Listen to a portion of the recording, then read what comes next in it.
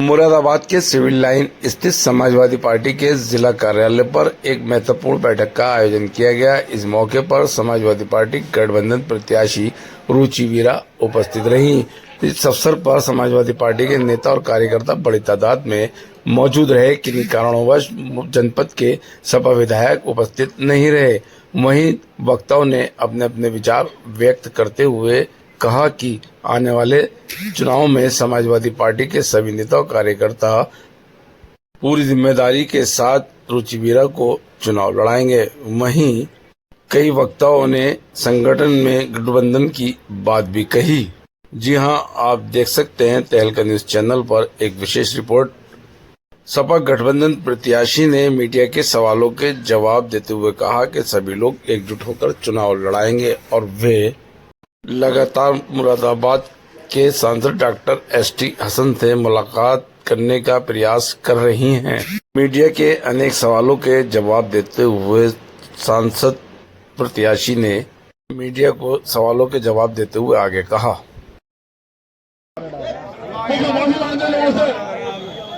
ये बात ना करें आप।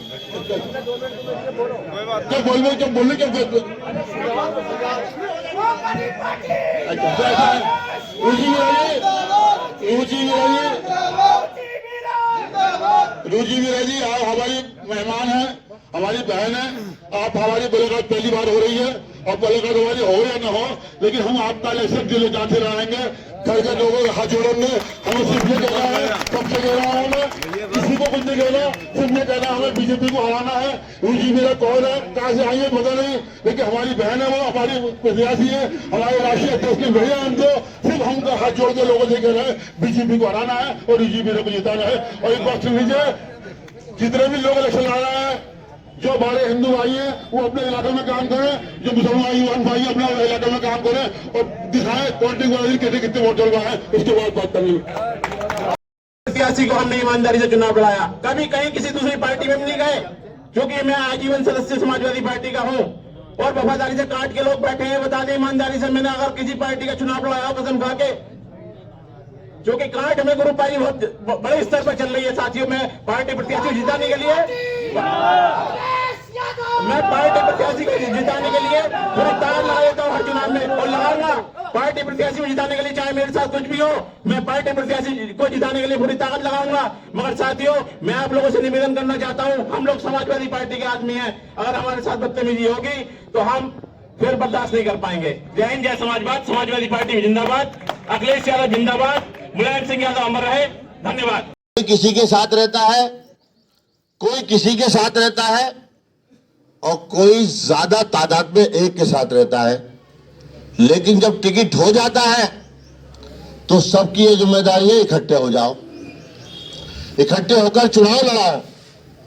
लेकिन मुझे ऐसा महसूस होता है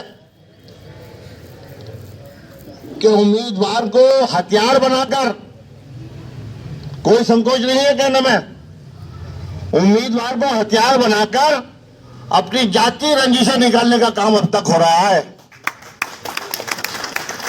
क्योंकि संगठन की राजनीति मैंने भी की है, यूथ से लेकर अब तक 94 में वो यूथ का अध्यक्ष बना आपके सामने, और ऐसे वक्त में महानगर अध्यक्ष मुझे पार्टी ने बनाया था कि एक लोगों में खौफ और डर का माहौल था, क्योंकि हाजी इकराम साहब जेल चले गए थे, मोहम्मद अजहरुद्दीन कांग्रेस के यहाँ सांसद हो गए थे और डॉक्टर एसटी हसन का टिकट कटने के कारण वो बसपा में शामिल हो गए थे।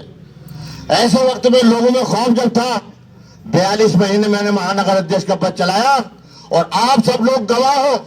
अगर किसी के साथ कोई ज्यादती की हो, जितने भी चुनाव आए हो, अगर नहीं लड़ाया हो तो आप एक भी आदमी हाथ उठाकर बता दो। हाजी इकराम साहब ने मेरे मेयर के चुनाव में आपके सामने क्या किया, लेकिन उसके बाद जब चुनाव उन्होंने लड़ा तो पूरी ताकत के साथ मैंने उनका चुनाव लड़ाया या नहीं लड़ाया। हाजी नाजी साहब ने चुनाव लड़ा, 2012 से चुनाव में मैंने टिकट मांगा और टिकट मुझे नहीं मिला, लगातार प्रत्याशी को चुनाव लड़ाता रहा और शमीम उल हक साहब को तो सिर्फ 4,86,000 रुपए में शहर से चुनाव जिताकर भेजा। ये मैं आपको बताना चाहता हूं, चुनाव पैसे का नहीं, चुनाव दिलों से जोड़ने का काम है। जहां दिल से दिल जुड़ जाएंगे, चुनाव जीतना बहुत आसान हो जाएगा, ऐसा मैं कहना चाहता हूं। आज तक मुझसे संपर्क किसने किया? और एक बात और बहुत जिम्मेदारी के साथ कहना चाहता हूं कि डॉक्टर एस जयशंकर साहब के साथ में 20 साल से हूं। वो सब जब वो मेयर थे जब भी उनके साथ था, जब वो कुछ नहीं थे जब भी उनके साथ था, और जब वो सांसद बने जब भी उनके साथ हूं। तो मेरी आस्था और हमदर्दी उनसे है, लेकिन ऐसा नहीं है कि मैं कहीं पार्टी को नुकसान पहुंचाने का कोई कदम उठाऊं, ऐसा भी नहीं है। तो मैं तो इतना ही कहना चाहूंगा कि अगर दफ्तर खुलना था तो शहर में बहुत सारी जगह थी, दफ्तर खुल सकता था। ये कौन सी मजबूरी और कौन सा कारण था कि दफ्तर भी वहीं खुलेगा? दफ्तर वहीं खुलेगा। मैं पूछना चाहता हूं, कई दिन आपको हो गए आए हुए यहाँ, पूरे शहर में एक इलाके के अंदर आपको गश्त कराया गया, अभी तक करोड़ों क्षेत्र में आपको क्यों नहीं ले जाया गया? एक बड़ी विधानसभा आज करोड़ा बन चुकी है और वहां समाजवादी पार्टी का इकट्ठा वोट है, ऐसा नहीं है। तो मैं यही कहना चाहूंगा कि बड़ा दिल किया जाए और कहीं से कहीं वो कोई रास्ता निकाला जाए। हम अपना वोट भी देंगे और कहीं कोई मुखालफत करें तो हम आपको बड़ी जिम्मेदारी के साथ कहना चाहते हैं, हम अपने बाप से पैदा नहीं। लेकिन हर आदमी मान और सम्मान जरूर चाहता है, हर आदमी मान और सम्मान जरूर चाहता है। अगर उसके मान और सम्मान को ठेस पहुंचे तो बड़ा मुश्किल होता है दोस्तों। किसी को नीचा दिखाना, किसी को तकलीफ पहुंचाना, किसी की दिलादारी करना, अल्लाह सब कुछ माफ कर देगा, लेकिन किसी की दिलादारी को माफ नहीं करेगा, उसकी सारी इबादत वहां खत्म हो जाएगी दोस्तों। तो मेरा कहना इतना है कि हम पार्टी के साथ हैं, कभी अलग नहीं होने वाले।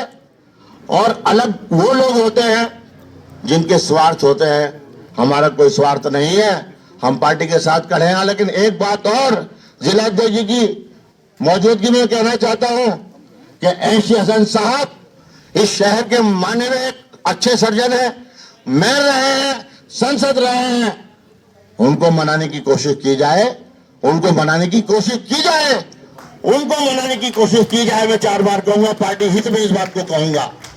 हमारे लिए प्रत्याशी हमारे लिए सर्वोपरि है, हमारे सर का ताज है, हम उनसे कोई मुखालफत या कोई नाराजगी नहीं है। लेकिन जो एक मंडली है उससे जरूर है दोस्तों। अगर मेरी बात से आज सहमत है तो, और न सहमत है तो मेरी मुखालफत जरूर कर देना दोस्तों। और रही बात यह कि जो लोग आज तुम्हारे साथ हैं और जो लोग अभी सक्रियता के साथ आपके साथ नहीं खड़े हैं, एक एक का बूथ नंबर ले लेना है मैडम, और देख लेना चुनाव के बाद कौन कहां कितने पारी में खड़ा था। आज इस चुनाव के माहौल को बनाने की जरूरत है। ये समाजवादी पार्टी का गढ़ है, ये समाजवादी पार्टी का किला है, लेकिन इस पर पूर्व में भी बहुत सारे गड्ढे लोगों ने कराए हैं, ये भी किसी से छुपा नहीं है। आज हमारा हाथ यूं है, कल हमारा हाथ यूं था, इतना फर्क आया है दोस्तों।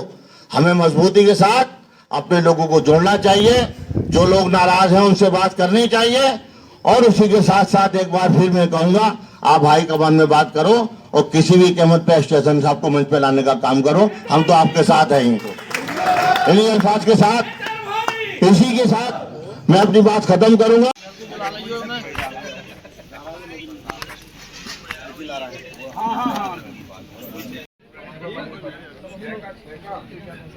आपके घर पे और अब मेरा मोबाइल बदल गया।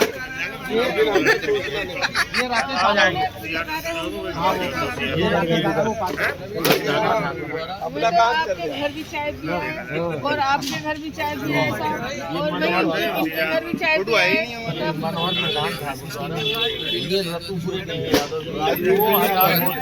इन्हें हुआ ठीक है, मजबूत धाकड़। अरे वो नकली साहब है, असली कुमार साहब है। पंचायत